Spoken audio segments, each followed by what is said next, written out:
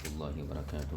جامعہ انوریہ حیدرآباد باب العلم انوریہ educational society کی جانب سے تحابی شریف کے درس کا سلسلہ جاری ہے۔ ہمارا جو باب زیر درس ہے باب صلاۃ الخوف کیف ہی، یعنی نماز خوف کی کیفیت، اس کی رکعتوں کی تعداد کیا ہے۔ اس سلسلے میں 2 نشستیں مکمل ہو چکی ہیں۔ گزشتہ سبق کا خلاصہ پہلے حاضر خدمت کیا جاتا ہے۔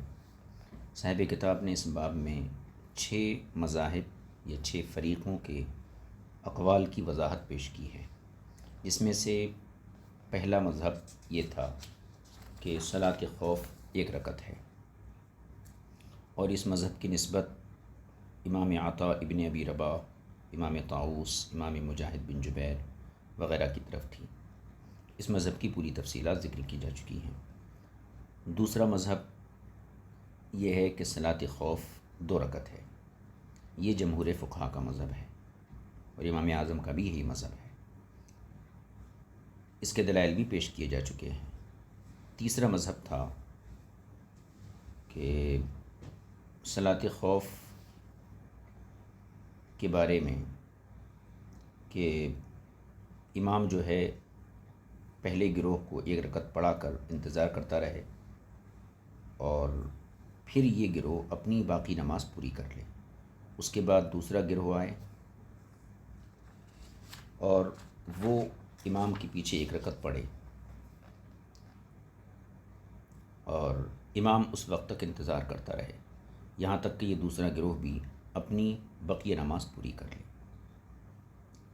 یہ تیسرا مذہب تھا۔ آج ہم چوتھا مذہب پڑھیں گے۔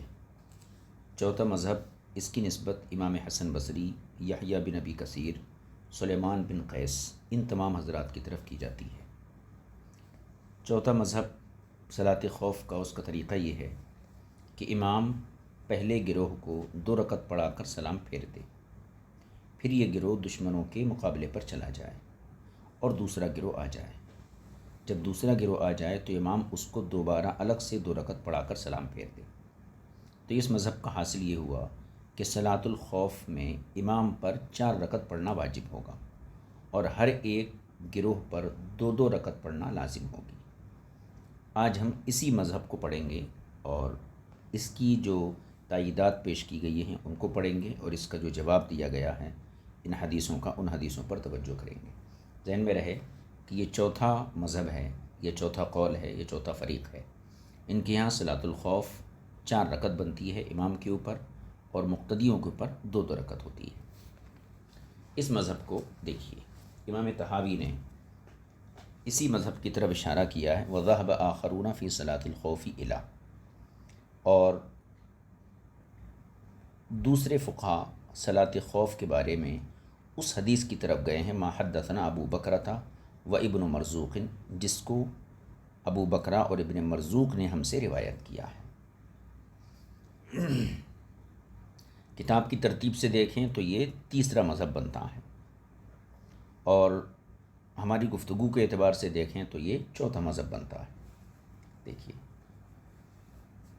پہلے یہ حدیث، یعنی اس فریق کی جو استدلال ہے، جس حدیث سے استدلال کیا ہے، ان حدیثوں کو مختلف سندوں سے امام طحاوی پہلے بیان کریں گے۔ ان حدیثوں کو ہم پڑھ لیتے ہیں، اس کے بعد اس پر امام طحاوی نے جو کلام کیا ہے اور ان حدیثوں کا جواب جس طریقے سے دیا ہے، ان جوابوں کو ہم دیکھیں گے۔ دیکھیے پہلے حدیث، ما حدثنا ابو بکرۃ و ابن مرزوق قال حدثنا ابو عاصم عن الاشعث عن الحسن عن ابی بکرۃ، یہ حضرت ابو بکرہ رضی اللہ تعالیٰ عنہ کی روایت ہے۔ وہ فرماتے ان رسول اللہ صلی اللہ علیہ وسلم صلی بہم صلاۃ الخوف، رسول پاک صلی اللہ علیہ وسلم نے انہیں صلاۃ خوف پڑھائی، فصلی بطائفۃ منہم رکعتین ثم انصرفوا، تو ایک گروہ کو حضور نے 2 رکعتیں پڑھائیں، پھر وہ لوگ چلے گئے۔ وجاء الآخرون فصلی بہم رکعتین، اور دوسرے آئے تو ان کو بھی حضور نے 2 رکعتیں پڑھائیں۔ فصلی رسول اللہ صلی اللہ علیہ وسلم 4، تو اس طرح حضور نے 4 رکعتیں پڑھیں۔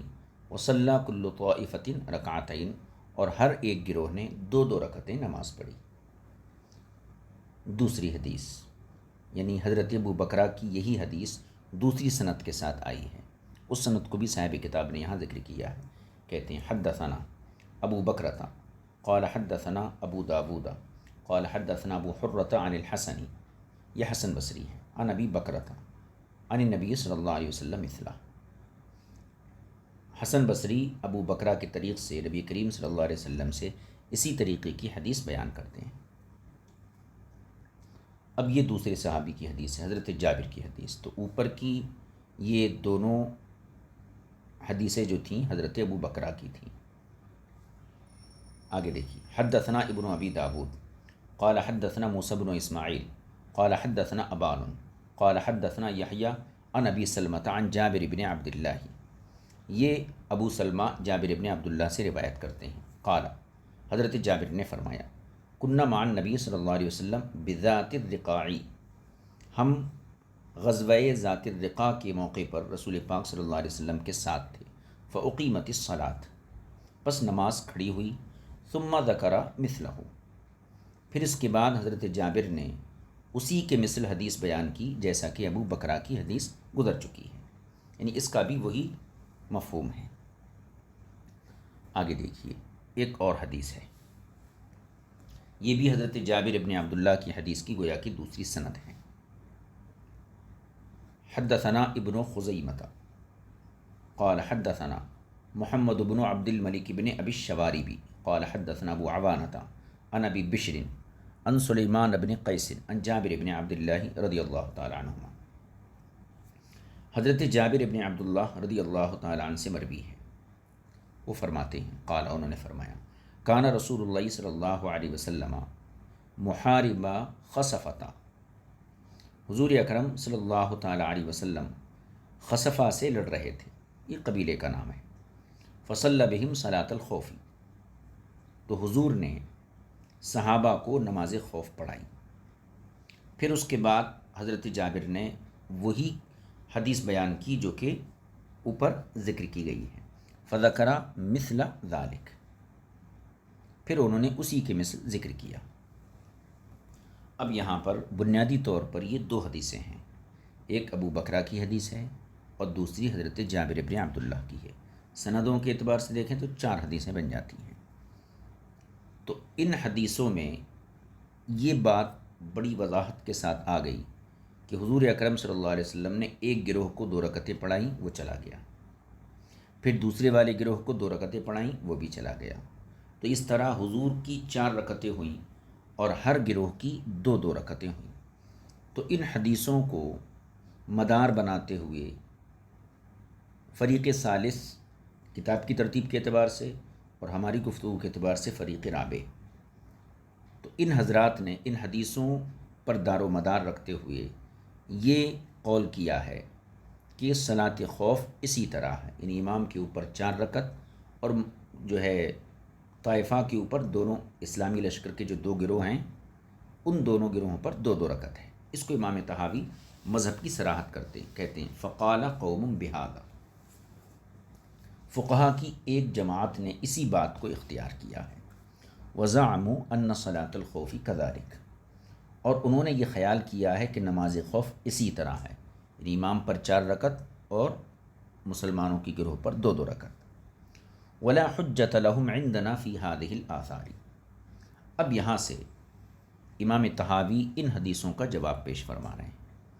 ولا حجۃ لهم عندنا فی هذه الآثار، اور ان فقہا کی ہمارے نزدیک ان حدیثوں میں کوئی دلیل، کوئی حجت نہیں ہے۔ جس مذہب کو انہوں نے، جس مذہب کے وہ قائل ہوئے، جس قول کے قائل ہوئے، اس قول کی تائید میں ان حدیثوں میں کوئی ایسی چیز نہیں ہے جس کو دلیل بنایا جا سکے۔ کیوں؟ اب یہ جواب پہلے میں عرض کر دیتا ہوں۔ اس لیے کہ یہ ممکن ہے، ایک احتمال تو یہ ہے کہ حضور اکرم صلی اللہ علیہ وسلم نے 4 ہی رکعت نماز پڑھائی ہو، یہ بات ہم مان لیتے ہیں، لیکن چونکہ اس وقت حضور صلی اللہ علیہ وسلم سفر میں نہیں تھے کہ نماز کو قصر کریں، بلکہ حضر میں تھے، لہٰذا ہر گروہ کو آپ نے 2 رکعت نماز پڑھائی۔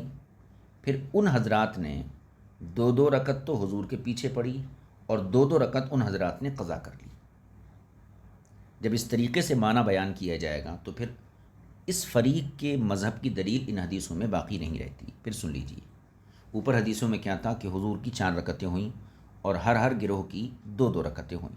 تو ہم اس کا جواب یہ دیتے ہیں کہ ممکن ہے کہ رسول پاک صلی اللہ علیہ وسلم نے 4 ہی رکعت پڑھائی ہو، مگر یہ اس لیے پڑھائی کیونکہ آپ حالت حضر میں تھے، حالت سفر میں نہیں تھے. حالت سفر میں ہوتے تو نماز قصر کی جاتی، لیکن آپ حالت حضر میں تھے، لہٰذا ہر گروہ کو آپ نے 2 رکعتیں پڑھائیں. تو آپ کی 4 ہو گئیں اور گروہوں کی 2 ہو گئیں، لیکن بعد میں ہر گروہ نے اپنی 2 رکعت کو از خود اپنے طور پر ادا کیا. اور حالت حضر میں ہم یہی کہتے ہیں کہ جب دشمن حضر میں یعنی اپنے شہر میں دشمن سے مقابلہ ہو اور اہل شہر صلاۃ خوف پڑھنا چاہیں تو وہ ایسا ہی کریں گے، یعنی جو 4 رکعت والی نماز ہیں، ظہر ہے، عصر ہے یا عشاء ہے، تو ان میں اسی طریقے سے نماز پڑھائی جائے گی. تو اس طریقے سے امام طحاوی نے ان حدیثوں کا جواب دے دیا. اب یہاں پر ایک اعتراض پڑ سکتا ہے. اعتراض یہ ہے کہ ہاں ٹھیک ہے، ہم مان لیتے ہیں کہ حضور نے 4 رکعت نماز اس لیے پڑھی کیونکہ وہ حالت حضر تھی، لیکن باقی جو مسلمانوں کے 2 گروہ تھے ان کی تو 2 رکعت کا ہی تذکرہ ہے نا. یہاں پہ حدیث کے اندر انہوں نے 2 رکعتیں قضا کی ہیں، اس کی کوئی وضاحت نہیں ہے. تو اس کا کیا جواب ہے؟ اس کا جواب امام طحاوی نے یہ دیا کہ قد یجوز ان یکونوا قد قضوا، یعنی یہ جائز ہے کہ انہوں نے قضا تو کی ہو لیکن حدیث میں ان کے قضا کرنے کا تذکرہ نہ ہو. اور ایسی بہت ساری باتیں ہوتی ہیں کہ جو نقل نہیں کی جاتی ہیں بلکہ ان کو سیاق و سباق پر چھوڑ دیا جاتا ہے. مثال کے طور پر اس کو ایک مثال کے ذریعے ہم سمجھ سکتے ہیں. ایک آدمی جو ہے سفر پہ نکلا، اب کسی شخص نے اس کی داستان سفر کو کتابی شکل میں مرتب کیا مثلا، تو وہ کچھ باتیں ضرور چھوڑ دیتا ہے. مثال کے طور پر پورے سفر نامے میں یہ تذکرہ نہیں ہوگا کہ وہ شخص چپل پہن کے گیا یا جوتے پہن کر گیا. تو کیا اس سے یہ سمجھ لیا جائے گا کہ وہ شخص جو ہے چپل پہن کے نہیں، چپل کا چونکہ تذکرہ نہیں تھا پوری داستان میں، تو اس سے یہ نہیں سمجھا جا سکتا کہ اس نے بغیر چپل کے سفر کیا ہو، کیونکہ عادت یہی ہے کہ چپل یا جوتے پہن کر ہی سفر پر نکلا جاتا ہے. تو اس طریقے کی حدیثوں میں بھی اس طریقے کی حدیثیں آتی ہیں کہ جس میں جو ہے کچھ باتوں کو جو ہے چھوڑ دیا جاتا ہے. تو آپ کا یہ کہنا ہے اس میں قضا کا تذکرہ نہیں ہے، اور آپ نے جو ہے کہنا چاہیے یہ قول کر دیا کہ بعد میں دوسرے صحابہ نے جو ہے 2 رکعتوں کو قضا کیا، تو یہ ٹھیک نہیں. تو اس کا جواب یہ دیا گیا کہ انہوں نے قضا تو کی ہے لیکن حدیث میں اس قضا کا تذکرہ نہیں ہے. ٹھیک ہے. تیسری بات یہ، اگر ہم یہ مان لیں کہ ان صحابہ اکرام نے قضا نہیں کی اور 2 رکعتیں پڑھی، جب بھی آپ کے لیے ان حدیثوں میں کوئی دلیل نہیں، کیونکہ ممکن ہے کہ رسول پاک صلی اللہ علیہ وسلم نے جو کیا تو اس زمانے میں طریقہ یہی ہو کہ یعنی ایک نماز کو 2 مرتبہ پڑھا جاتا ہو، ایک نماز کو 2 مرتبہ پڑھا جاتا ہو. یہ بھی ممکن ہے، اس لیے ان حدیثوں میں آپ کے لیے کوئی دلیل نہیں ہے. اب یہ آخری بات جو تھی اس کی وضاحت نیچے آئے گی، اوپر کا ہم ترجمہ کر لیتے ہیں. دیکھیے، فقال قوم بہذا، ایک قوم نے یہ بات اختیار کی اور کہا کہ امام 4 پڑھے گا اور دونوں گروہ جو ہیں 2 رکعت نماز پڑھیں گے. وزعموا ان صلاۃ الخوف کذلک، اور ان کا خیال یہ ہے کہ نماز خوف اسی طرح ہے. تو ہم جواب میں کہیں گے ولا حجۃ لهم عندنا فی هذه الاثار، ان حدیثوں میں ان کے لیے کوئی دلیل نہیں. کیوں؟ لأنه قد يجوز ان يكون النبي صلی اللہ علیہ وسلم صلاها كذلك، کیونکہ یہ ممکن ہے، ہو سکتا ہے کہ نبی کریم صلی اللہ علیہ وسلم نے یہ نماز اسی طرح پڑھی ہو، اسی طرح پڑھی ہو، یعنی 4 رکعت پڑھی ہو. لأنه لم يكن في سفر يقصر في مثله الصلاة، کیونکہ آپ سفر میں نہ ہوں جس کی مثل یعنی سفر میں قصر نماز ہوتی ہے. فصلى بكل طائفة ركعتين، چنانچہ آپ نے ہر گروہ کو 2 رکعتیں پڑھائیں. ثم قضوا بعد ذلك ركعتين ركعتين، پھر ان حضرات نے 2 رکعتیں قضا کیں. وهكذا نقول نحن، اور ہم بھی اسی طرح کہتے ہیں، ہم بھی اسی طرح کہتے ہیں. کب؟ اذا حضر العدو في مصر، کہ جب دشمن کسی شہر میں آ جائے. فأراد أهل ذلك المصری أن يصلوا صلاة الخوف فعلوا هكذا، اور شہر والے نماز خوف پڑھنا چاہیں تو وہ اسی طرح کریں گے، یعنی بعد ان یکون تلک الصلاۃ ظہرا او عصرا او عشاء، وہ اسی طرح کریں گے یعنی جب ظہر، عصر یا عشاء کی نماز ہو۔ تو ایک بات ہو گئی ہے کہ ان میں آپ کے لیے کوئی دلیل نہیں، کیونکہ ممکن ہے کہ حضور حالت حضر میں تھے، اور حالت حضر میں حضور نے 4 رکعت پڑھائیں اور صحابہ نے 2 رکعت کی قضا کر لی۔ قالو، اب اس فریق کی طرف سے یہ اعتراض کیا جائے اگر فإن القضاء ما ذکر، کہ آپ نے یہ کہا کہ صحابہ نے 2 رکعت کی قضا کر لی، حالانکہ حدیث میں فإن القضاء ما ذکر، حدیث میں قضا کا کوئی تذکرہ نہیں ہے۔ قیل لہم، تو ان سے جواباً ہم یہ کہیں گے، ان سے جواباً کہا جائے گا قد یجوز ان یکونوا قد قضوا، ممکن ہے انہوں نے قضا کی ہو، ولم ینقل ذلک فی الخبر، لیکن حدیث میں اس قضا کا تذکرہ نہ آیا ہو، یعنی حدیث میں یہ بات منقول نہ ہوئی ہو۔ وقد یجیء فی الاخبار مثل ھذا کثیرا، اور احادیث میں ایسی بہت سی باتیں آئی ہیں۔ ٹھیک ہے، تیسری بات وَإِن كَانُوا لَمْ يَقْضُوا، اور اگر ہم یہ مان لیں کہ انہوں نے قضا بھی نہیں کی، فَإِنَّ ذَلِكَ عِندَنَا لَا حُجَّةَ لَهُمْ فِيهِ أَيْضًا، تب بھی ہمارے نزدیک ان کے لیے ان حدیثوں میں کوئی دلیل نہیں، کیونکہ لِأَنَّهُ يَجُوزُ أَن يَكُونَ ذَلِكَ كَانَ مِن رسول اللہ صلی اللہ علیہ وسلم وَالْفَرِيضَةُ تُصَلِّي حِينَئِذٍ مَرَّتَيْن، اس لیے ہو سکتا ہے کہ یہ عمل صرف حضور اکرم صلی اللہ علیہ وسلم نے کیا ہو، اور اس وقت فرض نماز 2 بار پڑھی جاتی تھی، فَيَكُونُ كُلُّ وَاحِدَةٍ مِّنْهُمَا فَرِيضَةً، پس دونوں بار کی نماز فرض ہوگی۔ وَقَدْ كَانَ ذَلِكَ يُفْعَلُ فِي أَوَّلِ الْإِسْلَامِ ثُمَّ نُسِخَ، اور ابتدائے اسلام میں ایسا کیا جاتا تھا، بعد میں اس کو منسوخ کر دیا گیا، بعد میں اس کو منسوخ کر دیا گیا۔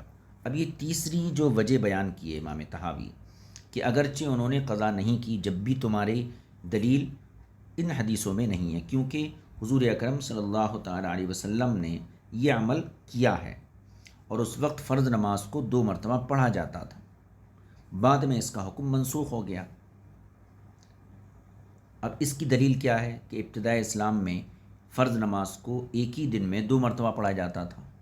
اب ظہر کی نماز ہے تو ظہر کی نماز کو 2 مرتبہ پڑھا جانا یہ مباح تھا، تو اس کی دلیل کیا ہے؟ امام طحاوی نے اس کی دلیل حدیث کے ذریعے پیش کی ہے، وہ دلیل ہم پڑھ لیتے ہیں۔ دیکھیے، حدثنا حسین بن نصر قال سمعت یزید بن ہارون قال اخبرنا حسین المعلم عن عمرو بن شعیب عن سلیمان مولا میمونۃ رضی اللہ تعالی عنہ۔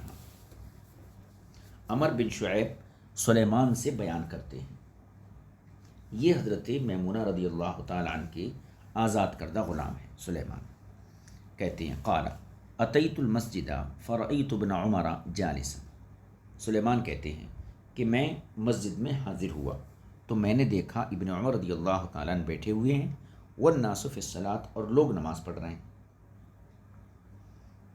فقلت، تو میں نے کہا الا تصلی مع الناس، اے ابن عمر کیا آپ لوگوں کے ساتھ نماز نہیں پڑھ رہے ہو؟ فقال، تو حضرت ابن عمر نے فرمایا قد صلیت فی رحلی، میں اپنی منزل میں نماز پڑھ چکا ہوں۔ ان رسول اللہ صلی اللہ علیہ وسلم نہا ان تصلی فریضۃ فی یوم مرتین، اور رسول پاک صلی اللہ علیہ وسلم نے ایک دن میں ایک وقت کی فرض نماز کو 2 بار ادا کرنے سے منع فرمایا ہے۔ اب اس جملے پہ غور کرنا ہے، اسی سے استدلال ہے۔ امام طحاوی نے دعویٰ کیا کیا کہ یقیناً اگر ہم مان لیں اس چیز کو کہ صحابہ نے قضا نہیں کی، تب بھی آپ کے لیے کوئی دلیل نہیں ہے حدیثوں میں۔ کیوں؟ اس لیے کہ حضور اکرم صلی اللہ علیہ وسلم نے اس دن ایسا ہی کیا تھا، اور اس زمانے میں ایک فرض نماز کو ایک وقت میں 2 مرتبہ پڑھنا مباح تھا، بعد میں یہ حکم منسوخ ہو گیا، تو ایک وقت میں اسی نماز کو 2 مرتبہ پڑھنا مباح ہونے کی دلیل اس جملے سے دی جائے گی۔ حضرت ابن عمر کو دیکھا وہ بیٹھے ہیں اور لوگ نماز پڑھ رہے ہیں، تو پوچھا آپ نماز کیوں نہیں پڑھتے؟ تو انہوں نے فرمایا کہ میں اپنی منزل میں پڑھ چکا ہوں۔ پھر انہوں نے یہ بھی فرمایا ان رسول اللہ صلی اللہ علیہ وسلم نہا ان تصلی فریضۃ فی یومین مرتین، کہ حضور نے اس بات سے منع کیا ہے کہ ایک فرض نماز کو ایک ہی وقت میں 2 مرتبہ پڑھا جائے۔ اب یہاں سے امام طحاوی استدلال کرتے ہیں، فالنہی لا یکون الا بعد الاباحۃ، یعنی نہیں کسی چیز سے منع کرنا اباحت کے بعد ہی ہوتا ہے، کسی چیز سے منع کرنا یہ اباحت کے بعد ہوتا ہے۔ حضرت عمر کا یہ کہنا کہ حضور اکرم صلی اللہ علیہ وسلم نے اس سے منع کیا ہے، اسی سے یہ بات سمجھ میں آتی ہے کہ گویا کہ ابتدائے اسلام میں اس چیز کی اجازت تھی کہ ایک وقت میں اسی نماز کو 2 مرتبہ پڑھا جائے۔ اگر اباحت نہیں مانیں گے تو ممانعت کا کوئی مطلب ہی نہیں ہوتا ہے۔ تو امام طحاوی کہتے ہیں فالنہی لا یکون الا بعد الاباحۃ، نہیں اباحت کے بعد ہی ممکن ہے۔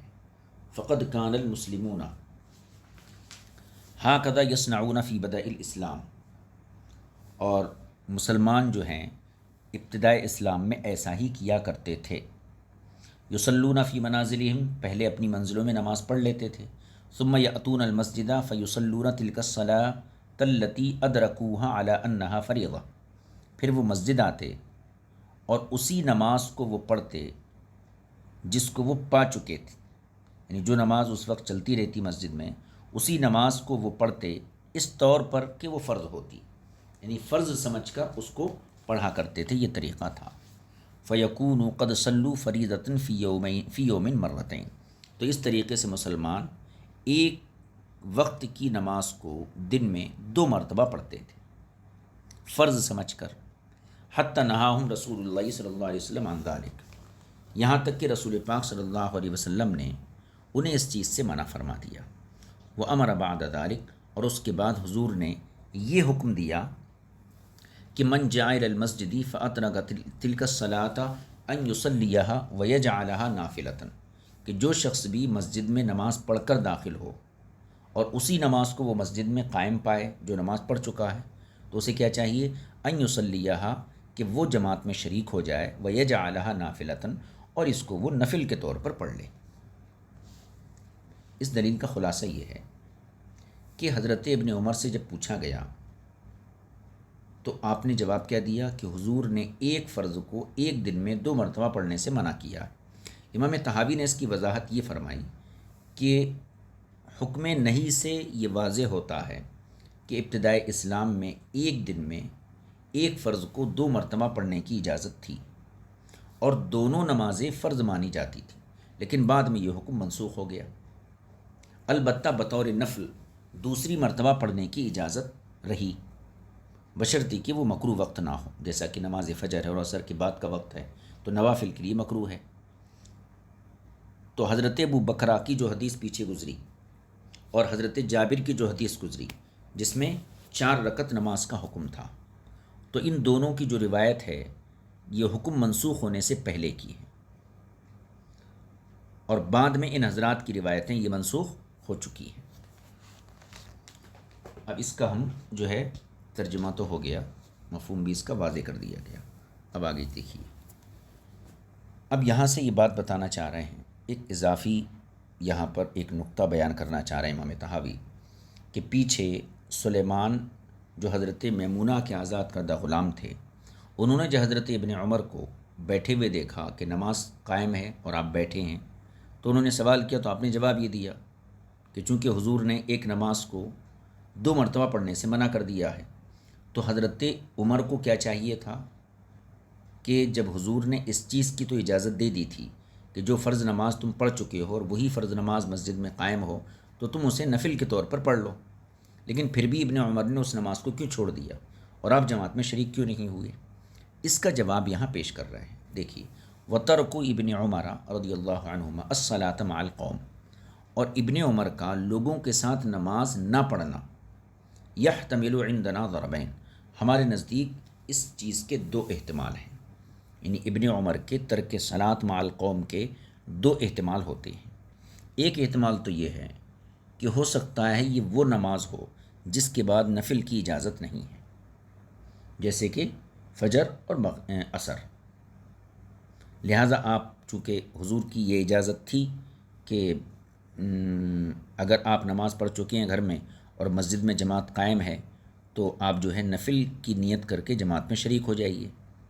لیکن جن نمازوں کے بعد نفل کی اجازت ہی نہیں ہے، جیسے کہنا چاہیے عصر ہے اور فجر ہے، تو ممکن ہے یہ وہ نماز ہو جس کے بعد نفل کی اجازت نہیں ہوتی ہے، نفل کی اجازت نہیں ہوتی ہے. ایک احتمال تو یہ ہے. اور دوسرا احتمال یہ ہے یہاں پر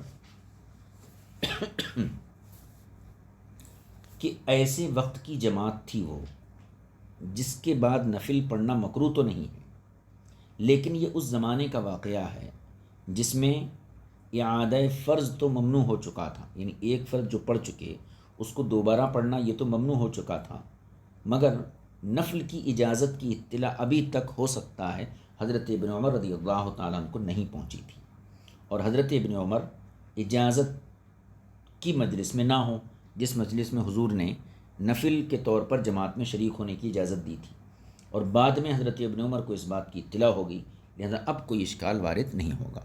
تو ابن عمر کے ترک صلاۃ مع القوم کے دو احتمال، ایک تو یہ کہ یہ وہ نماز ہو کہ جس کے بعد نفل پڑھنے کی اجازت نہیں، اس لیے آپ نے نفل نہیں پڑھی، یا پھر یہ ممکن ہے کہ یہ وہ نماز ہو جس کے بعد نفل پڑھنا مکروہ تو نہیں ہے، لیکن حضرت ابن عمر رضی اللہ تعالیٰ عنہ کا یہ واقعہ اس دور کا ہے جس میں اعادہ فرض تو ممنوع ہو چکا تھا، مگر نفل کی اجازت جو حضور نے دی تھی اس کی اطلاع ابن عمر کو نہیں پہنچی تھی، اس لیے آپ جو ہے نماز نہیں پڑھے ان کے پیچھے.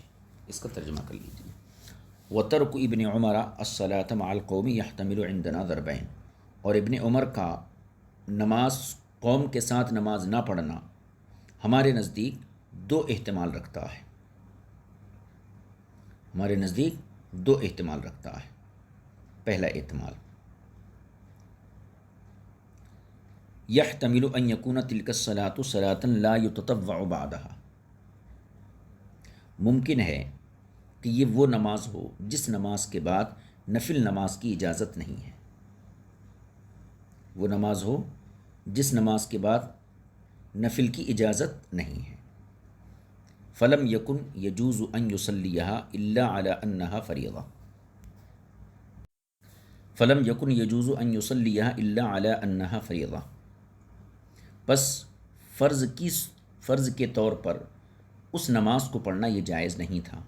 فقال، تو حضرت ابن عمر نے فرمایا، نہا رسول اللہ صلی اللہ علیہ وسلم ان یصلی صلاۃ فریضۃ فی یوم مرتين، کہ حضور اکرم صلی اللہ علیہ وسلم نے منع کیا ہے کہ ایک فرض نماز کو ایک دن میں 2 مرتبہ پڑھا جائے. اے فلا یجوز ان اصلیھا فریضۃ، کہ یہ جائز نہیں ہے کہ میں اس نماز کو فرض کے طور پر پڑھوں. کیوں؟ لانی قد صلیتھا مرتن، کیونکہ میں اس نماز کو ایک مرتبہ پڑھ چکا ہوں. ولا ادخل معہم، اور میں ان لوگوں کے ساتھ جماعت میں شریک نہیں ہو سکتا. کیوں؟ لانی لا یجوز لی التطوع فی ذلک الوقت، کیونکہ اس وقت مجھے نفل پڑھنے کی اجازت نہیں ہے. تو یہ احتمال تو یہ ہے کہ وہ ایسی نماز ہو جس کے بعد نفل کی اجازت نہ ہو. ویحتمل، اور دوسرا احتمال یہ ہے، ان یکون سمع من النبی صلی اللہ علیہ وسلم النہی عن اعادتها علی هذا المعنى الذي نہى عنہ، یہ بھی احتمال ہے کہ انہوں نے حضور اکرم صلی اللہ علیہ وسلم سے اس نماز کے اس طرح لوٹانے کی ممانعت تو سنی جس سے آپ نے منع فرمایا. ثم رخص رسول اللہ صلی اللہ علیہ وسلم بعد ذلك ان تصلی علی انها نافلۃ،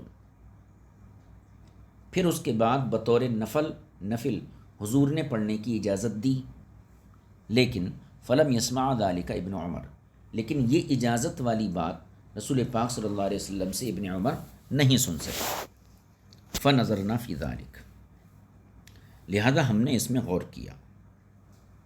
یعنی یہ دو احتمال جو آئے ابن عمر کے نماز نہ پڑھنے کے حوالے سے، ایک تو یہ کہ وہ ایسی نماز تھی جس کے بعد نفل کی اجازت نہیں تھی، دوسرا احتمال یہ کہ یہ ایسی نماز تھی جس کے بعد نفل کی اجازت تو تھی، لیکن ابن عمر کو صرف ایک چیز معلوم تھی کہ حضور نے ایک فرض نماز کو 2 مرتبہ پڑھنے سے منع کیا ہے، لیکن دوسری بات کہ نفل کے طور پر رخصت عطا فرمائی ہے، یہ چیز ابن عمر تک نہیں پہنچی. یہ 2 احتمال نکلے. اب ان 2 احتمالوں میں سے کون سا احتمال راجح ہے، اس ترجیح کی طرف ہم نے غور کیا. فنظرنا فی ذلک، ہم نے اس ترجیح کو ان احتمالوں میں سے ایک احتمال کی ترجیح کی طرف کوشش کی کہ ہم دیکھیں آخر کون سا احتمال زیادہ طاقتور ہے. فنظرنا فی ذلک، تو ہم نے اس میں غور کیا تو ہمیں ایک وجہ ترجیح مل گئی. اور وجہ ترجیح کیا؟ ابن عمر رضی اللہ تعالیٰ عنہ کی ایک روایت ہے. وہ روایت یہ ہے: فَإِذَا ابن ابی داود قد حدثنا قال حدثنا الوهبي قال حدثنا الماجشون عن عثمان بن عبید اللہ بن ابی رافع قال ارسلنی محرز بن ابی ہریرہ الی ابن عمر اسألہ. یہ حدیث ہے، یعنی عثمان بن سعید بن ابو رافع یہ فرماتے ہیں کہ محرز بن ابی ہریرہ نے مجھے ابن عمر کے پاس بھیجا. کس لیے؟ اسألہ، کہ میں ان سے پوچھوں. کیا پوچھوں؟ اذا صلی الرجل الظہر فی بیتہ، کہ جب کوئی شخص گھر میں ظہر پڑھ چکا، ثم جاء الی المسجد والناس یصلون، پھر وہ مسجد میں آیا اس حال میں کہ لوگ نماز ظہر پڑھ رہے تھے، فصلی معہم، اور ان کے ساتھ بھی وہ شریک ہو جائے، جو نماز پڑھ رہے تھے تو ان کے ساتھ بھی شریک ہو جائے. ایتہما صلاتہ، تو پھر وہ کون سی نماز ہے، یعنی اس کی یہ نماز فرض کہلائے، پہلی والی نماز فرض کہلائے گی، یا لوگوں کے ساتھ جو ہے جو نماز پڑھا وہ نماز فرض کہلائے گی. یعنی ظہر کی نماز گھر میں پڑھ چکا تھا، پھر مسجد میں آیا تو لوگ وہاں جماعت کے ساتھ نماز پڑھ رہے تھے ظہر کی نماز، تو ان کے ساتھ بھی شریک ہو گیا. تو یہ پوچھا گیا کہ اے ابن عمر یہ بتائیے کہ ان کی کون سی نماز فرض ہوئی، گھر میں جو پڑھے وہ فرض ہوئی یا مسجد میں لوگوں کے ساتھ جو پڑھے وہ فرض ہوئی. فقال ابن عمر، تو حضرت ابن عمر رضی اللہ تعالیٰ نے فرمایا کہ صلاۃ الاولیٰ، جو پہلی نماز ہے وہ اس کی فرض ہوئی. اب اس حدیث سے کیا پتہ چلا؟ فی هذا الحدیث ان ابن عمر رضی اللہ عنہ قد رأى ان الثانیۃ تکون تطوعا. اس حدیث میں یہ چیز واضح ہو گئی کہ حضرت ابن عمر کا خیال یہی ہے کہ دوسری والی جو نماز جو مسجد میں جماعت کے ساتھ پڑھا شخص، تو وہ نماز جو ہے یہ تطوع ہے، یہ نفل ہے، یہ نفل ہے. اب اس حدیث سے دوسرے والے احتمال کی ترجیح ہو گئی. ابن عمر کے نماز نہ پڑھنے کے دو احتمالات ذکر کیے گئے. ایک تو یہ احتمال تھا کہ وہ ایسی نماز تھی جس کے بعد نفل کی اجازت نہیں ہے. دوسرا احتمال یہ تھا کہ نماز تو ایسی تھی جس کے بعد نفل پڑھ سکتے ہیں، لیکن ابن عمر کو اس رخصت کا علم نہیں تھا. تو ان دونوں احتمالوں میں سے جو کہنا چاہیے پہلا والا احتمال ہے، اس احتمال کی ترجیح نیچے والی حدیث سے ہو گئی. امام طحاوی کہتے ہیں فدل ذلك على ان ترکہ للصلاۃ فی حدیث سلیمان جو حضرت میمونہ کے آزاد کردہ غلام ہیں، ان کی حدیث پیچھے گزری کہ ابن عمر بیٹھے تھے، لوگ نماز پڑھ رہے تھے. تو اس حدیث نے، کون سی والی حدیث نے؟ محرز ابن ابی ہریرہ، اس حدیث نے اس چیز کو ثابت کر دیا علی ان ترکہ للصلاۃ فی حدیث سلیمان، کہ سلیمان کی حدیث میں ابن عمر کا نماز کو چھوڑنا، اس کا معنی یہ تھا انما کان لانھا صلاۃ لا یجوز ان یتطوع بعدها، کہ آپ نے نماز اس لیے چھوڑی کہ وہ ایسی نماز تھی جس کے بعد نفل کی اجازت نہیں ہے. فَإِن كَانَتْ فِي حَدِيثِ أَبِي بَكْرَةَ وَجَابِرِ اللَّذَيْنِ ذَكَرْنَا كَانَ أَوْلَى الْحُكْمِ مَا وَصَفْنَا أَنَّ مَنْ صَلَّى فَرِيضَةً جَازَ أَنْ يُعِيدَهَا فَتَكُونُ فَرِيضَةً فَلِذَلِكَ صَلَّاهَا رسول اللہ صلی اللہ علیہ وسلم مرتين بالطائفتين. اب یہ نتیجے کے طور پر فرماتے ہیں کہ حضرت ابو بکرہ، حضرت جابر، ان کی روایتیں پیچھے گزری ہیں. یعنی جب ہم نے اس فریق کے مذہب کو بیان کیا تھا تو انہی حضرات کی حدیثیں گزری تھی جن میں اس چیز کا تذکرہ آیا کہ امام کے اوپر 4 رکعت ہے اور دونوں گروہوں کے اوپر 2 رکعت ہے. تو اب اسی چیز کو یہاں بیان کر رہے ہیں. فَإِن كَانَتْ فِي حَدِيثِ أَبِي بَكْرَةَ وَجَابِرِ اللَّذَيْنِ ذَكَرْنَا كَانَ أَوْلَى الْحُكْمِ مَا وَصَفْنَا، یعنی اگر ابو بکرہ اور حضرت جابر کی روایتوں میں جن کا ہم نے ذکر کیا ہمارا بیان کردہ پہلا حکم مراد ہو، ان من صلی فریضۃ جاز ان یعیدها، پہلا حکم مراد ہو کیا؟ کہ جس نے فرض نماز پڑھی ہو اس کے لیے اسے لوٹانا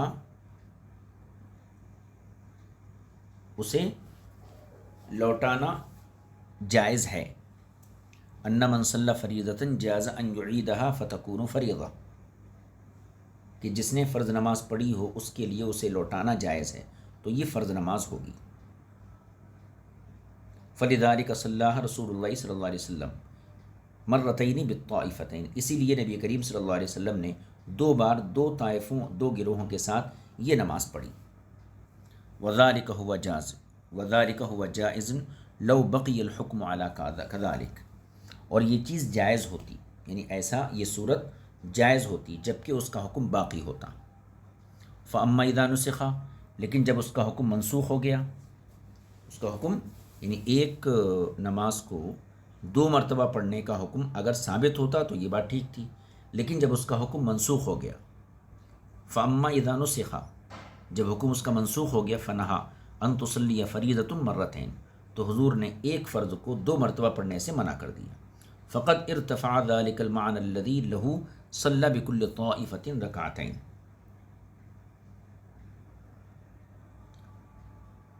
تو آپ نے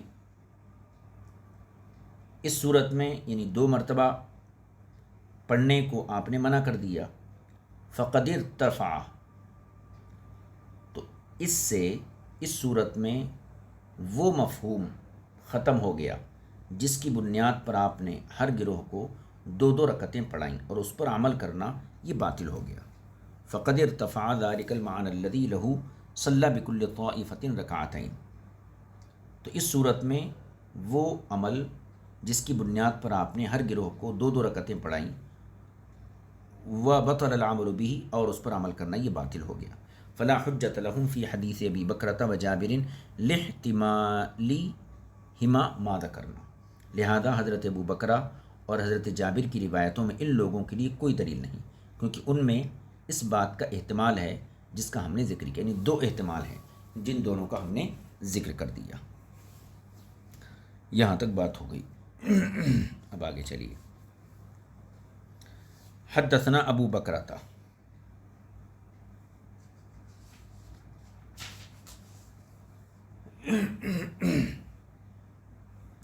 یہ خالد بن ایمن معافری کی روایت ہے.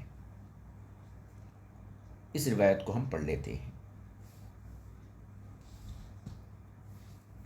حدثنا ابو بکرۃ قال حدثنا حبان یعنی ابن ہلال قال حدثنا حمام قال حدثنا قتادة عن عامر الأحول عن عمرو بن شعيب عن خالد بن أيمن المعافري قال كان أهل العوالي يصلون في منازلهم ويصلون مع النبي صلی اللہ تعالی علیہ وسلم، یعنی اہل عوالی یہ مدینہ منورہ کے قریب ایک قبیلہ تھا، اب تو یہ مدینہ منورہ کے اندر ہی ہے. کان اہل العوالی یصلون فی منازلہم، یعنی عوالی، اہل عوالی یہ لوگ جو ہیں اپنے منزلوں میں نماز پڑھ لیتے تھے. ویصلون مع النبی صلی اللہ تعالی علیہ وسلم، اور رسول پاک صلی اللہ علیہ وسلم کے ساتھ بھی نماز پڑھتے تھے. فنہاہم رسول اللہ صلی اللہ علیہ وسلم ان یعیدوا الصلاۃ فی یوم مرتین، چنانچہ حضور اکرم صلی اللہ علیہ وسلم نے انہیں اس بات سے منع کر دیا کہ ایک دن میں دو بار فرض نماز کو پڑھیں. قال عمر بن شعیب کہتے ہیں قد ذکرت ذلک لسعید بن المسیب، میں نے اس بات کا تذکرہ حضرت سعید بن مسیب کے سامنے بھی کیا. فقال صدقہ، تو انہوں نے بھی فرمایا کہ ان کی بات ٹھیک ہے. یعنی عمر بن شعیب نے یہ حدیث روایت کی خالد بن ایمن معافری سے. پھر عمر بن شعیب نے یہی بات سعید بن مسیب کے سامنے تذکرہ کی، تو سعید بن مسیب نے بھی ان کی بات کی تصدیق کی. تو اس سے کیا پتہ چلا کہ ابتدائے اسلام میں اس چیز کی اجازت تھی کہ ایک نماز کو دو مرتبہ پڑھا جائے، لیکن بعد میں یہ حکم منسوخ ہو گیا. تو اگر یہ حکم باقی رہتا، جب تو یہ کہا جا سکتا تھا کہ صلاۃ خوف 4 رکعت ہے، لیکن یہ حکم منسوخ ہو گیا. وقد روی عن جابر بن عبد اللہ فی ھذا ما يدل علی غیر ھذا المعنی. اب یہاں سے حضرت جابر رضی اللہ تعالی عنہ کی ایک طویل روایت ہے جو اس کے برخلاف معنی کو ثابت کرتی ہے. وقد روی عن جابر بن عبد اللہ فی ہذا ما یدل علی هذا المعنی، اور اس سلسلے میں حضرت جابر سے بھی مروی ہے جو اسی مفہوم پر دلالت کرتی ہے جو ہم بیان کر رہے ہیں۔ وہ کون سی حدیث ہے؟ یہ حدیث کافی طویل ہے، یہ غالباً ہماری نشست کی یہ آخری حدیث رہیں گی، اس کے بعد ایک نئے مذہب کا آغاز ہوگا۔ اس حدیث کو ہم پڑھ لیتے ہیں۔ دیکھیے، حدثنا یزید بن سنان، حدثنا یزید بن سنان قال حدثنا معاذ بن ہشام قال حدثني ابی عن قتادہ عن سلیمان الیشکری، سلیمان یشکری سے مروی انہ سأل جابر بن عبد اللہ رضی اللہ عنہما عن اقصار الصلاة فی الخوف، سلیمان نے حضرت جابر ابن عبداللہ رضی اللہ تعالی عنہما سے حالت خوف میں نماز قصر کرنے کے بارے میں پوچھا۔ ای یوم انزل و اینا ہو، یعنی قصر کا حکم یہ کب اور کہاں نازل ہوا ہے؟ قال، تو حضرت جابر نے فرمایا، انطلقنا نتلقى عیر قریش آتیۃ من الشام، ہم قافلہ قریش تک پہنچے، ہم قافلہ قریش تک پہنچنے کے لیے چلے جو شام کی طرف سے آ رہا تھا۔ انطلقنا، ہم نکلے، کیوں؟ نتلقى عیر قریش، قریش کے لشکر سے، لشکر کو پانے کے لیے جو شام سے آ رہا تھا۔ حتی اذا كنا بنخل جاء رجل من القوم الى رسول اللہ صلی اللہ تعالی علیہ وسلم، یہاں تک کہ جب ہم لوگ کھجوروں کے پاس پہنچے تو قوم کی طرف سے ایک شخص رسول پاک صلی اللہ علیہ وسلم کی طرف آیا اور اس نے کہا، فقال انت محمد، اور اس نے کہا کیا آپ محمد صلی اللہ علیہ وسلم ہیں؟ قال، تو حضور نے فرمایا، نعم، ہاں۔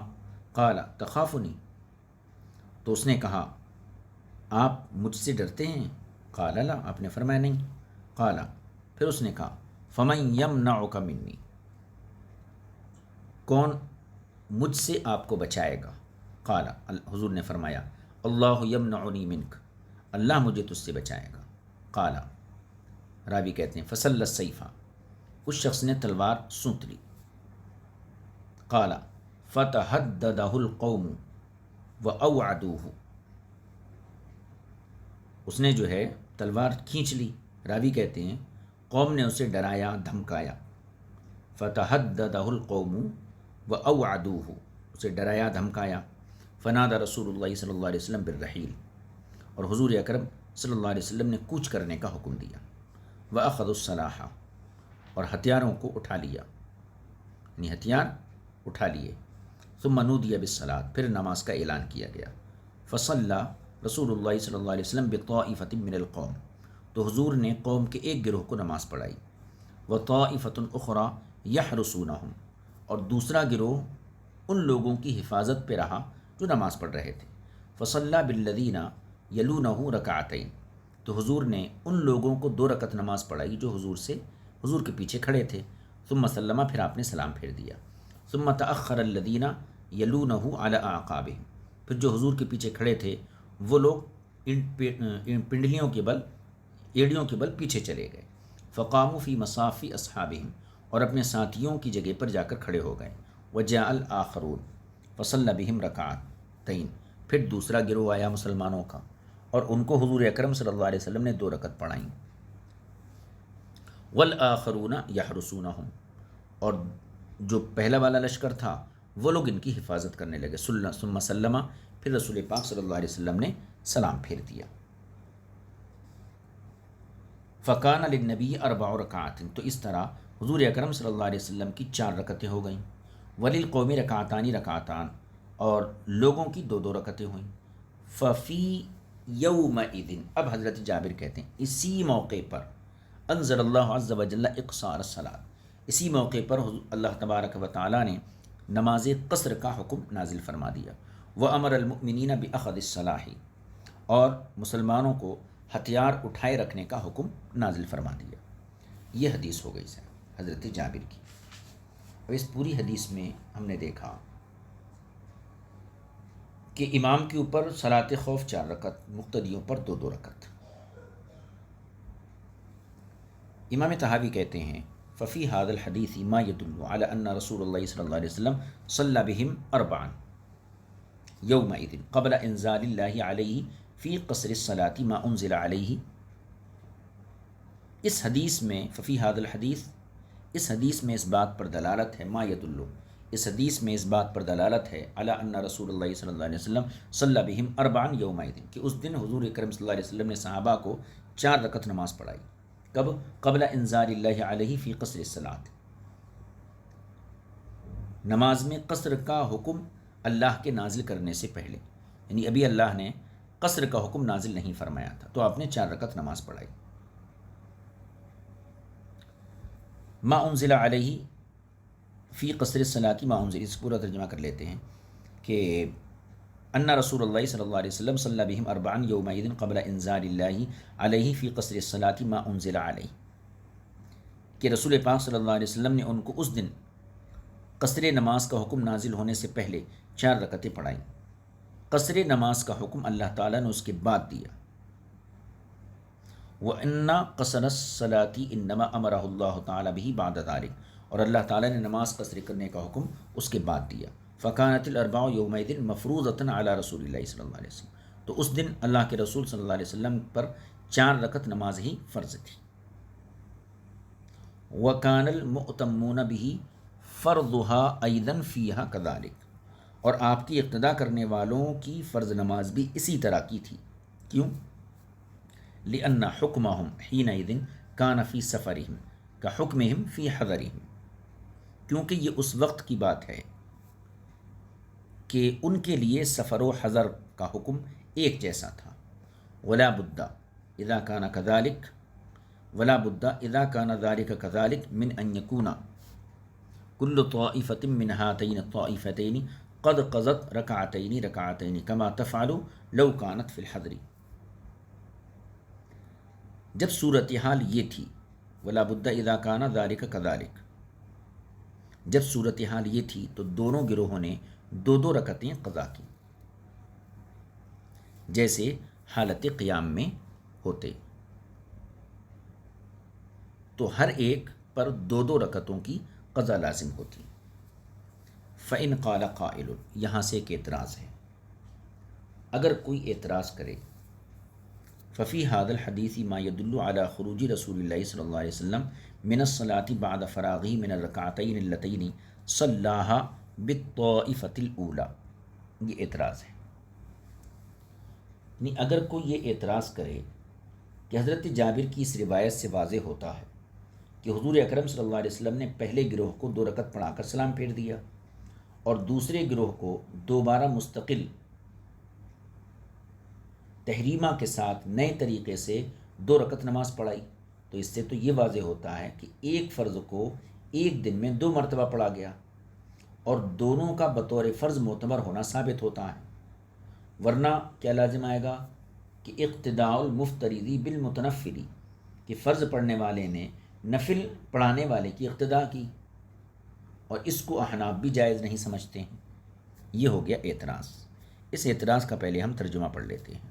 فَإِنْ قَالَ قَائِلٌ، اگر کوئی شخص یہ کہے ففی هذا الحدیث ما يدل على خروج رسول اللہ صلی اللہ علیہ وسلم من الصلاة بعد فراغه من الرکعتین اللتین صلاهما بالطائفة الاولى، کہ اس حدیث میں اس بات پر دلالت پائی جاتی ہے کہ رسول کریم صلی اللہ علیہ وسلم پہلے گروہ کو 2 رکعتیں پڑھانے سے فراغت پر نماز سے باہر آئے اور دوسرے گروہ کی شمولیت کے وقت نئے سرے سے نماز شروع کی.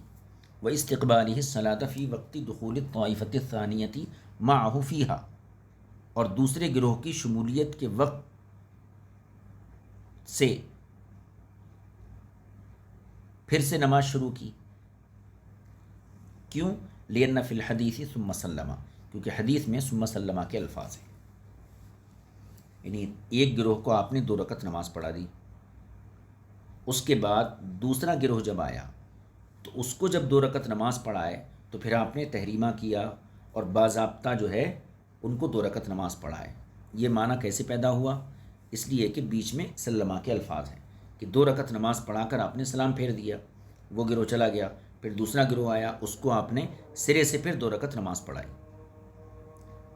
تو اس کا تو مطلب یہ ہے کہ اگر حضور کے اوپر 2 رکعت نماز تھی تو آپ نے 2 رکعت پہ سلام پھیر دیا، اور اس کے بعد میں جو 2 رکعت پڑھے پھر وہ منفل ہو گئی، اور پیچھے جو کھڑے ہیں وہ فرض پڑھنے والے ہیں، لہذا مفترض یہ متنفل کی اقتدا کرنے لگا، اور یہ چیز احناف کے یہاں جائز نہیں۔ تو اس کا جواب دیکھیے، اس کا جواب امام طحاوی نے قیل لہ قد یحتمل، جواب یہ ہے کہ اس میں 2 احتمال ہیں۔ ایک احتمال تو یہ کہ ثم سلمہ میں ایک احتمال یہ ہے کہ سلام سے مراد وہ سلام نہیں ہے جو نماز سے باہر ہونے کے لیے کیا جاتا ہے، یعنی جو تشہد کا سلام ہے وہ سلام مراد نہیں ہے۔ دوسرا احتمال یہ ہے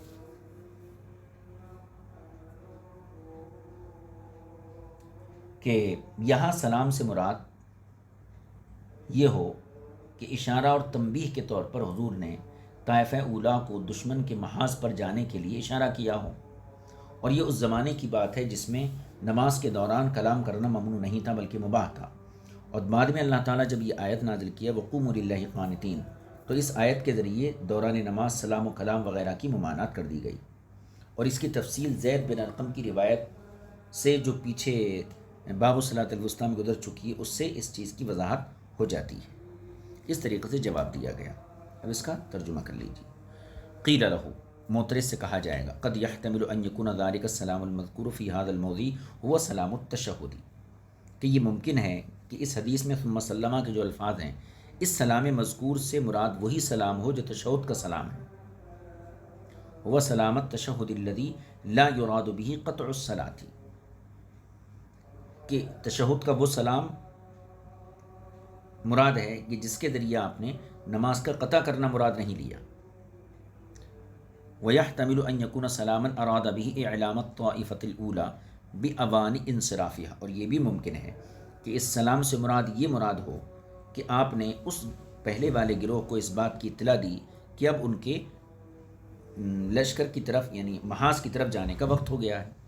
وَالْكَلَامُ حِينَئِذٍ مُبَاحٌ لَهُ فِي الصَّلَاةِ غَيْرُ قَاطِعٍ لَهَا عَلَى مَا قَدْ روی فی ذلک عن عبد اللہ بن مسعود وعن ابی سعید الخدری وعن زید بن ارقم، اور اس زمانے میں نماز کے اندر کلام مباح تھا، غیر قاطع لہا، نماز کو توڑنے والا نہیں تھا، جیسا کہ ابن مسعود، ابو سعید خدری، زید بن ارقم کی روایتوں میں گزر چکا ہے، جن روایتوں کو ہم پہلے ذکر کر چکے ہیں۔ ما قد روینا عن کل واحد منهم فی الباب الذی ذکرنا فیہ وجوہ حدیث ذی الیدین فی غیر ھذا الموضع من ھذا الکتاب، یعنی ان حضرات سے مروی ہے، اور ہم نے اس کتاب کے کسی دوسرے مقام پر جہاں حضرت ذوالیدین کی حدیث کی وجوہ بیان کی ہیں ان روایت کو الگ الگ بیان کیا ہے۔ اس طریقے سے اس اعتراض کا جواب یہاں مکمل ہو گیا۔ اب آگے چلیے۔ وقد روا عن جابر بن عبد اللہ عن رسول اللہ صلی اللہ علیہ وسلم انہ صلی علی غیر ھذا المعنی،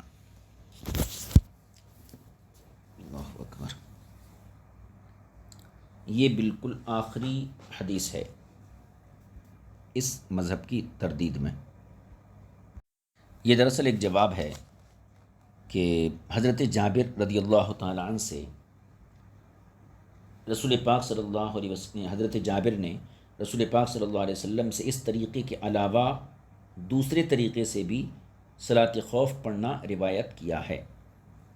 جس طریقے پر آپ نے اپنے مذہب کا دار و مدار، آپ کے مذہب کا دار و مدار ہے، وہ بھی حضرت جابر کی روایت ہے، لیکن حضرت جابر نے حضور اکرم صلی اللہ علیہ وسلم سے اس طریقے کے علاوہ نماز خوف پڑھنا بھی روایت کیا ہے۔ وقد روی عن جابر بن عبد اللہ رسول اللہ صلی اللہ علیہ وسلم، اور حضرت جابر سے مروی ہے اور وہ حضور سے روایت کرتے ہیں کہ انہ صلی علی غیر ھذا المعنی، کہ حضور اکرم صلی اللہ علیہ وسلم نے اس طریقے کے علاوہ دوسرے طریقے سے نماز خوف کو ادا کیا۔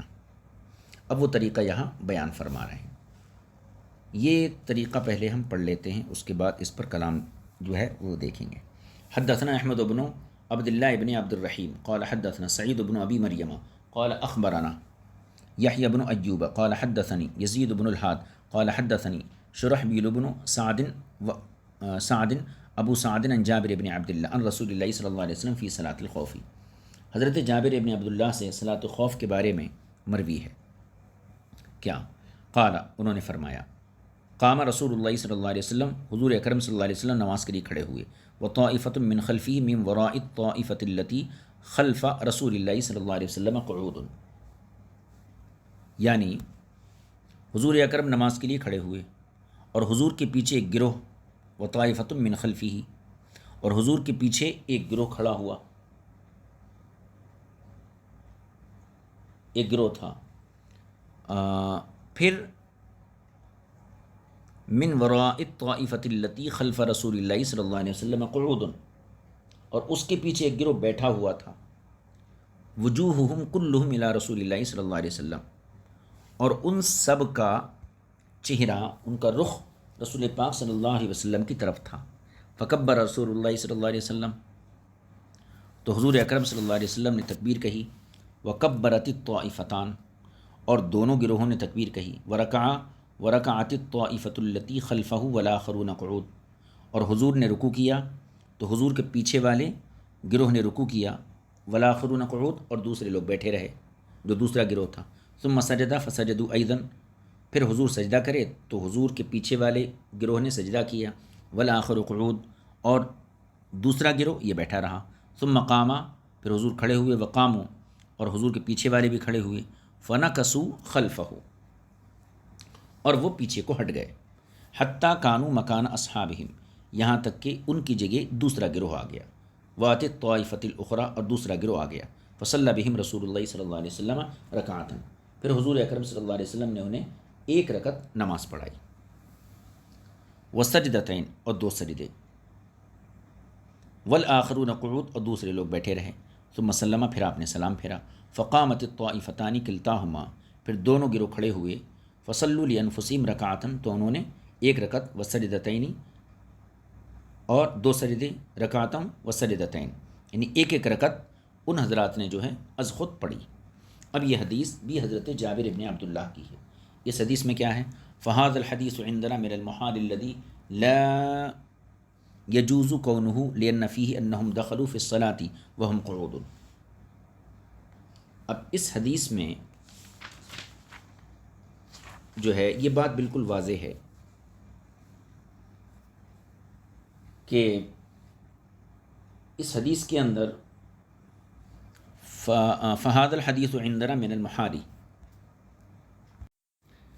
یہ حدیث پیش کرنے کا مقصد یہ ہوا کہ وہ حضرات جو یہ کہتے ہیں کہ جن کا مذہب چل رہا ہے ابھی کہ امام جو ہے 4 رکعت پڑھے گا اور دونوں گروہوں کے لیے 2 رکعت نماز خوف ہے، تو ان حضرات نے اپنی تائید میں حضرت جابر کی حدیث کو بیان کیا تھا، جبکہ حضرت جابر کی یہ بھی ایک حدیث ہے جو ان کی پیش کردہ حدیث کے خلاف ہے، اور اس روایت کے اندر نہ تو ہر طائفہ کو 2 رکعت پڑھنا ثابت ہے، اور نہ ہی طائفہ اولیٰ کو پڑھا کر طائفہ ثانیہ کو پڑھانے سے قبل سلام پھیرنا ثابت ہے، لہذا حضرت جابر کی دونوں روایتیں آپس میں متعارض ہوگی، اور تعارض کی وجہ سے ان سے استدلال درست نہیں ہوگا۔ یہ تو اصل مقصد تھا اس حدیث کو یہاں پیش کرنے کا، لیکن اس کے علاوہ امام طحاوی اس حدیث پر تنقید کرتے ہیں۔ یہ حدیث جو ابھی ہم پڑھے ہیں اس میں کیا ہے کہ ایک گروہ حضور کے پیچھے نماز پڑھ رہا ہے، دوسرا گروہ جو ہے وہاں بیٹھا ہوا ہے، یعنی اس روایت میں اس بات کا ذکر ہے کہ صحابہ کرام کی حضور صلی اللہ علیہ وسلم نے 2 صفیں بنائیں، اگلی صف حضور کے پیچھے کھڑی رہی اور پچھلی صف بیٹھی رہی، اور حضور اکرم صلی اللہ علیہ وسلم کے ساتھ دونوں صفوں کے لوگوں نے ایک ساتھ نیت باندھی، حالانکہ ایسا کرنا محال اور ناجائز ہے، اس لیے کہ اگر کوئی شخص کھڑا ہونے پر قدرت رکھتے ہوئے بیٹھ کر نماز کا افتتاح کرے تو تمام امت کا اس بات پر اتفاق ہے کہ اس کی نماز باطل ہو جاتی ہے۔ چنانچہ دوسری صف کے لوگوں کا قعود کی حالت میں نماز میں داخل ہونا یہ ایک محال امر ہونے کی وجہ سے متن حدیث اور مضمون حدیث پر اعتماد درست نہیں ہوگا، اور حضرت جابر کی پہلی والی روایت کے متن اور مضمون میں کوئی امر محال نہیں ہے، اس لیے اس سے استدلال کرنا درست ہوگا، اور وہی توجیہ مراد ہوگی جو ماقبل میں مختلف جوابات سے ہم ثابت کر چکے ہیں۔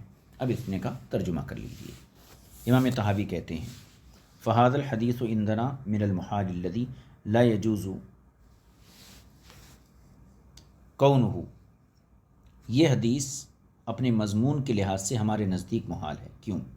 الذی لا یجوز کون ایسا ہونا ممکن ہی نہیں ہے، لأن فیہ کیونکہ اس حدیث میں یہ چیز ہے، انہم دخلوا فی الصلاۃ وہم قعود کہ دوسری والی جو صف تھی وہ حالت قعود میں ہی نماز میں شامل ہو گئی۔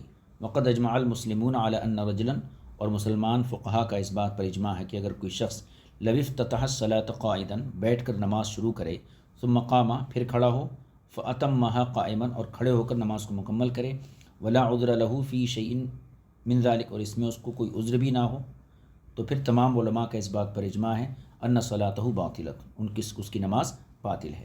فکان الدخول لا يجوز الا على ما يكون عليه الركوع والسجود، لہذا نماز میں اسی حالت میں داخل ہونا جائز ہے جس میں رکوع اور سجود کیا جائے۔ فاستحال ان يكون الذي كانوا خلف النبي صلی اللہ علیہ وسلم في الصف الثاني دخلوا في الصلاة قعودا، لہذا جو لوگ رسول پاک صلی اللہ علیہ وسلم کے پیچھے دوسری صف میں تھے ان کا بیٹھنے کی حالت میں نماز میں داخل ہونا یہ محال ہے۔